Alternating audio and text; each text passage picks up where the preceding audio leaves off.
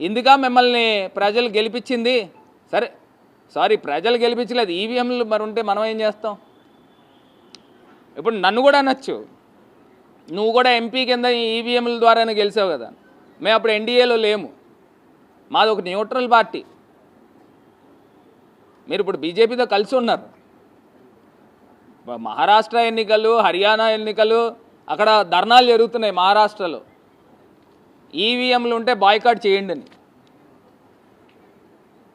మీరు డైరెక్ట్గా నేను ఇప్పుడు కూడా నేను ఛాలెంజ్ చేస్తున్నా, ఒకవేళ మీలో ఏమన్నా ఒక చీము నెత్రు ఇలాంటివి ఏమన్నా ఉంటే రాజీనామా చేసి డైరెక్ట్గా పేపర్ బ్యాలెట్ దాంట్లో పోటీకి రండి, నేను సిద్ధంగా ఉన్నాం.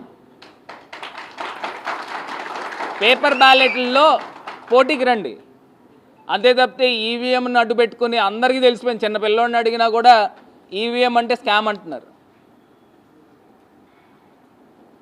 మళ్ళీ ఏదో చోటా మోటా నాయకులతో మళ్ళీ ప్రెస్ మీట్లు పెట్టించి వాళ్ళు చెప్తున్నారు, నేను తీసుకొచ్చి ఒక్కొక్కరిని చైర్మన్లు చేశాను. వాళ్ళు నన్ను అడుగుతున్నారు కార్పొరేటర్. నేను చైర్మన్లు చేశాను, బోల్డ్ మంది స్టేట్ డైరెక్టర్లు వేసాము.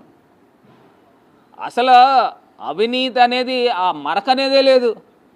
ఈ రకంగా కార్యక్రమాలు చేస్తూ ఉన్నాం. పొద్దున్న లెగిస్తే డెవలప్మెంట్ డెవలప్మెంట్ డెవలప్మెంట్ అనే ఒక ఎజెండాతో ముందుకు వెళ్తున్నాం.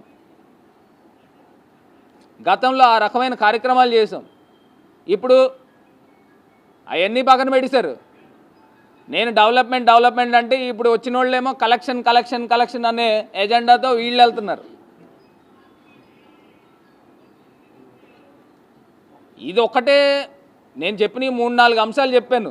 ఇవి కాకుండా టౌన్ ప్లానింగ్, ఎక్కడైనా ఏ బిల్డింగ్లో అయినా కడతా ఉంటే ఆ బిల్డింగుల దగ్గరికి డైరెక్ట్గా ఆఫీసర్లు పంపించేసి ఆఫీసర్ల ద్వారా కలెక్షన్ చేస్తున్నారు. అయ్యా మున్సిపల్ కమిషనర్ గారు, ఇవన్నీ మీరు కూడా రాజమండ్రి వచ్చి 3-4 నెలలు 5 నెలల పైన అయిపోయింది. ఇప్పుడైనా గ్రిప్ తెచ్చుకోండి.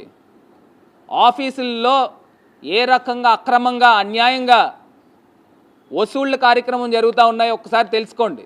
ఇది కాకుండా ఇంకొకటి కూడా చెప్తున్నా, ఏదైతే డంప్ యార్డ్ దగ్గర, ఆ డంప్ యార్డ్ దగ్గర కాంట్రాక్టర్ని మనం చెప్తా ఉన్నారు 2 కోట్ల రూపాయలు అడిగాడంట, లేకపోతే నీ కాంట్రాక్ట్ రద్దు చేస్తామని.